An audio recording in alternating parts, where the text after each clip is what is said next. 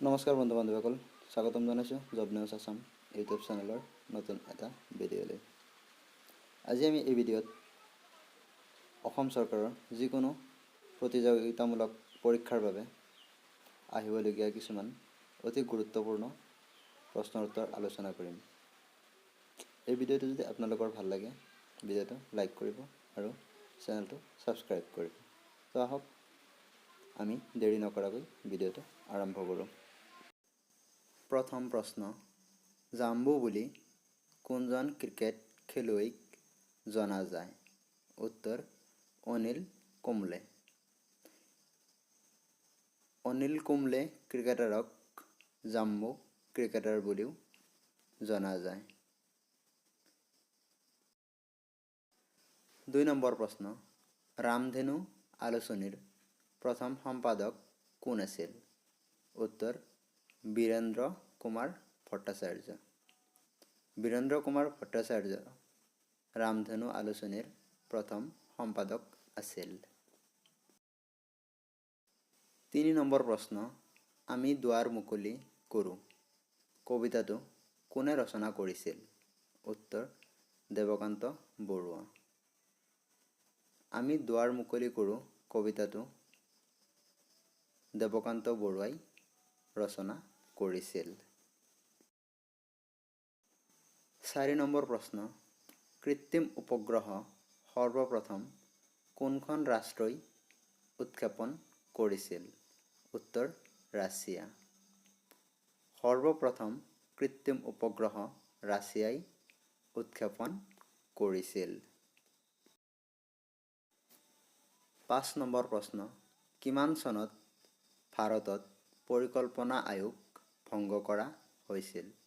উত্তৰ, ২০১৪ চনত।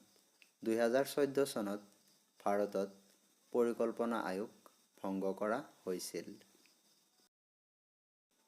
৬ নম্বৰ প্ৰশ্ন, ২০১৭ চনৰ অৰ্থনীতিৰ নোবেল বঁটা কোনে লাভ কৰিছিল? উত্তৰ, ৰিচাৰ্ড থেলৰ। ২০১৭ চনৰ অৰ্থনীতিৰ নোবেল বঁটা ৰিচাৰ্ড থেলৰে লাভ কৰিছিল। ৭ নম্বৰ প্ৰশ্ন, সৰ্বপ্ৰথম সাগৰেৰে পৃথিৱী ভ্ৰমণ কৰা ব্যক্তিজন কোন আছিল? উত্তৰ, মেগেনাল। সৰ্বপ্ৰথম সাগৰেৰে পৃথিৱী ভ্ৰমণ কৰা ব্যক্তিজন হ'ল মেগেনালন। ৮ নম্বৰ প্ৰশ্ন, মহাৰাণী ঘোষণাপত্ৰ কিমান চনৰ পৰা কাৰ্যকৰী কৰা হৈছে? উত্তৰ, ১৮৫৮ চনৰ পৰা। ১৮৫৮ চনৰ পৰা মহাৰাণী ঘোষণাপত্ৰ কাৰ্যকৰী কৰা হৈছে। ৯ নম্বৰ প্ৰশ্ন, কোনখন মহাকাব্য অসমৰ প্ৰাক-ঐতিহাসিক কালৰ সৰ্বোৎকৃষ্ট উৎস হিচাপে গণ্য কৰা হয়? উত্তৰ, কালিকা পুৰাণ। কালিকা পুৰাণক অসমৰ প্ৰাক-ঐতিহাসিক কালৰ সৰ্বোৎকৃষ্ট উৎস হিচাপে গণ্য কৰা হয়। ১০ নম্বৰ প্ৰশ্ন, ভগৱান ভেংকটেশ্বৰ তিৰুপতি মন্দিৰ কোনখন ৰাজ্যত অৱস্থিত? উত্তৰ, অন্ধ্ৰপ্ৰদেশ। অন্ধ্ৰপ্ৰদেশ ৰাজ্যত ভগৱান ভেংকটেশ্বৰ তিৰুপতিৰ মন্দিৰ আছে বা অৱস্থিত। ১১ নম্বৰ প্ৰশ্ন, আন্তঃৰাষ্ট্ৰীয় মুদ্ৰা নিধিৰ মুখ্য কাৰ্যালয় ক'ত অৱস্থিত? উত্তৰ, ৱাশ্বিংটন। ৱাশ্বিংটন চহৰত আন্তঃৰাষ্ট্ৰীয় মুদ্ৰা নিধিৰ মুখ্য কাৰ্যালয় অৱস্থিত।